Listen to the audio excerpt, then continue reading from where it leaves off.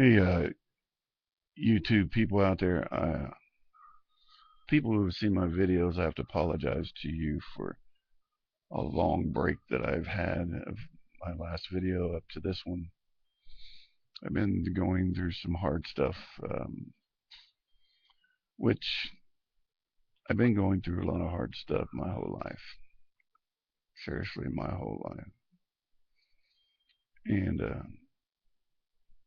I think I need to get my story out and see where it takes me. Maybe, maybe help people or whatever. And because I've got a strong will to survive. I never give up, even though I've made some harsh decisions. But let's start. Why not just start from the beginning? I was born, yes, back this far. I have to go back this far for my story. May 1964 to Eloise Ferguson and Gary Lynn McFall Sr. I'm the youngest of four siblings. I have one sister, two brothers.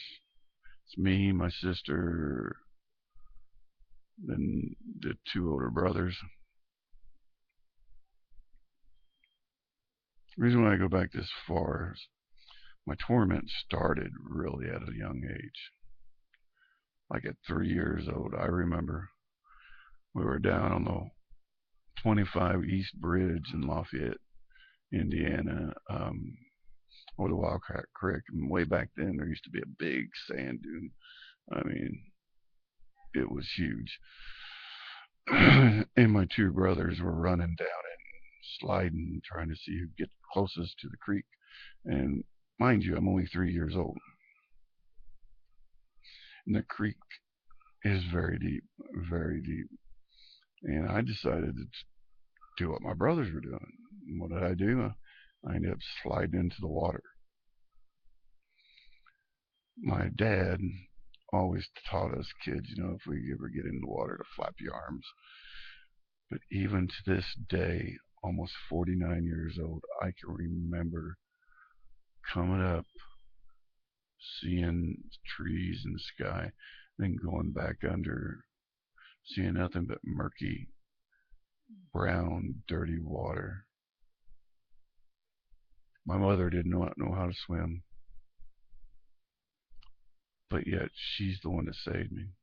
My dad was way up the creek fishing with my uncle, I think, or a couple friends of some sort. But that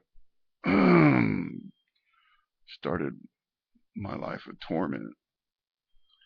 And my dad seemed to like to torment us kids too. When I was 6, no, 5, there was the Wabash was way up, way up. I mean, way above normal level, and the roads were flooded out all over the place. And there's this bridge called Granville Bridge. There's a new one built there now, but it used to be an old iron bridge.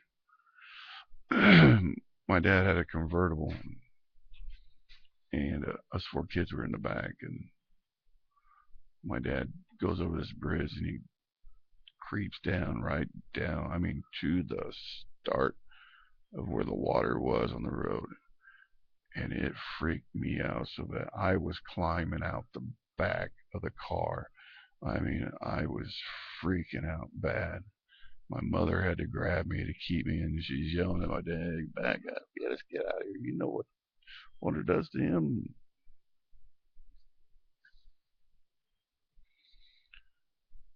But that was just an experience I wish I never had memories of. But it seems like I remember the bad things in my life, and a lot of the good things I don't remember. But when I was 6, my mother left my dad. He was being abusive. I don't think he could hold a job, and he was drinking.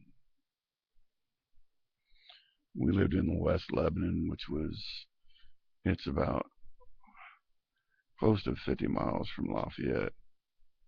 Close. I don't think quite 50 miles. My mother called my grandmother her mother. So I'm taking the kids. We're walking to Lafayette. If you want to come get us, come get us. You don't, we're walking all the way. And when she took us and we started walking, we got really close to Williamsport, which is about 6 miles. And my grandmother picked us up. And then my dad skipped state and hid so he wouldn't have to pay child support. Even in the future, my mother tried to contact my dad.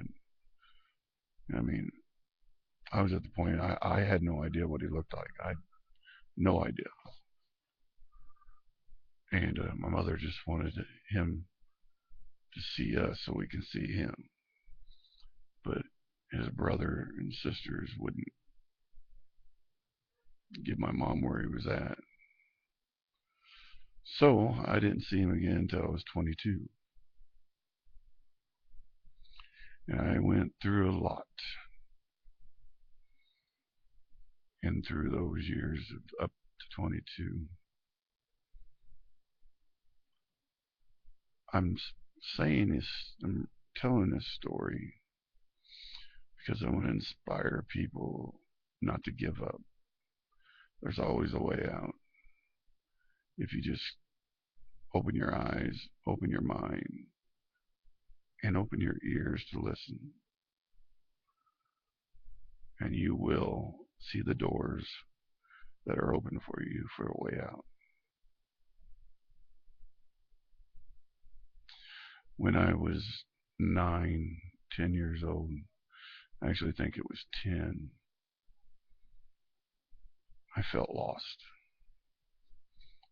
I mean, I had no dad. I had an empty spot in me that needed to be filled. I kind of friended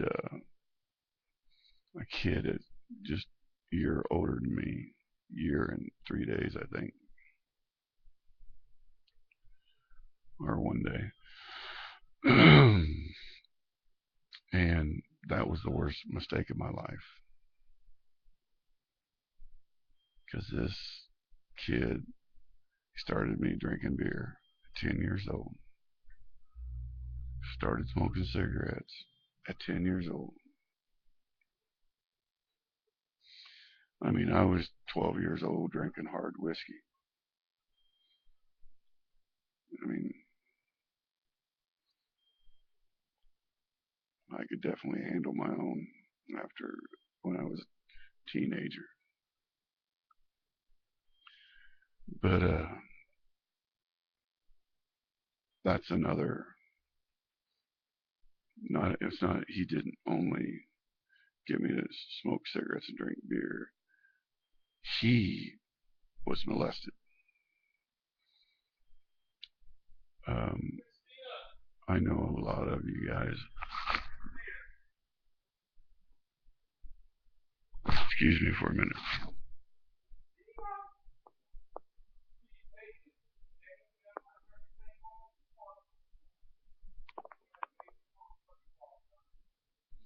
Sorry, I'm in a nursing home, and the night CNA is talking about a plumbing issue. It gets pretty loud. Okay, I think it's cool. But of course, when I finally stayed over at this boy's house, he started touching me in areas that he shouldn't have. And we really did some things that we shouldn't have extremely. I was never sodomized. Thank God for that one. And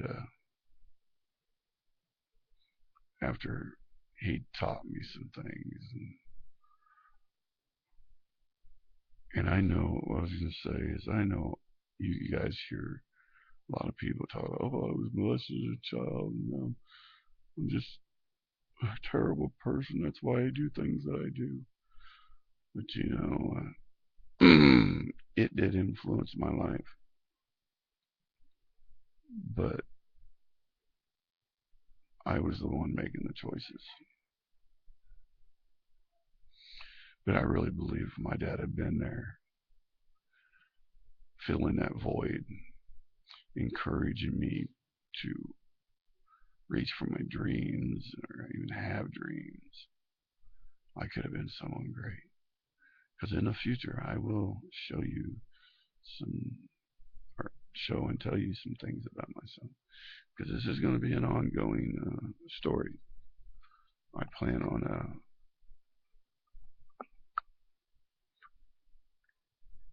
telling the story up to my present age and everything that's happened in my life. Hang on.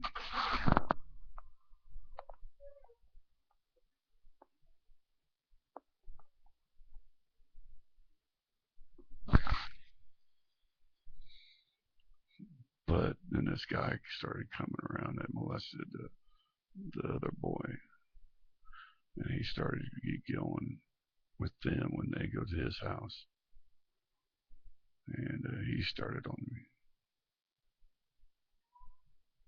But after the age of 12, we moved away from this boy's place, and I'm really thankful for that. I was actually able to be somewhat of a normal teenager. Hang on a second.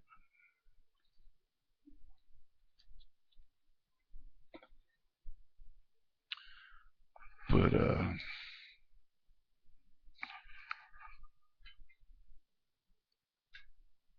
I'm just glad that as I grew, I didn't have a desire for little boys and molesting them.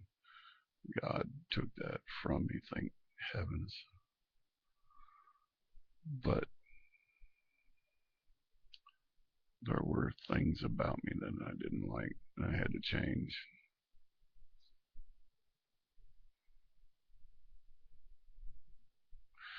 Which I think is would be a good time to stop for 12 minutes, 13 minutes long so far. I don't know how long videos have you have to cut them off at, but I don't want them to last too long to where nobody to where nobody will get bored listening to my story. Because I do, I know a lot of people here, and it's the truth. I mean, I'm telling the truth, and everything I will be saying will be the truth, and I'm not holding no bars back. I am telling my life story, things that I've done, skeletons that I have in my closet. So I'm just glad God's in my life and kept me from really hurting anyone and hurting myself to a certain extent. But yeah, and my mom, when I was a preteen, she started having medical problems. She had seizures, or she worked too hard, her stomach was rotting away. I had to do a full hysterectomy on her. I think it's what it's called.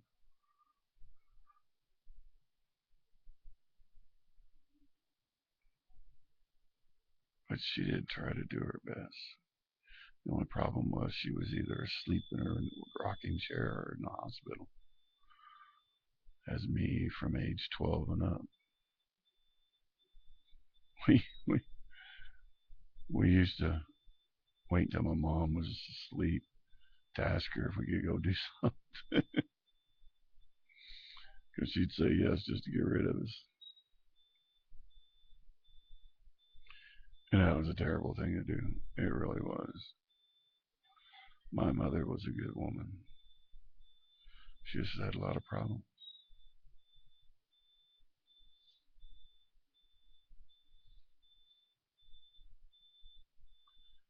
But after a while, when she got older, well, that's another story. But I am going to stop at this point because I think I need to think about what I want to say on my next video. So, peace to y'all. Thank you for listening. And more videos are to come about my life story. Peace.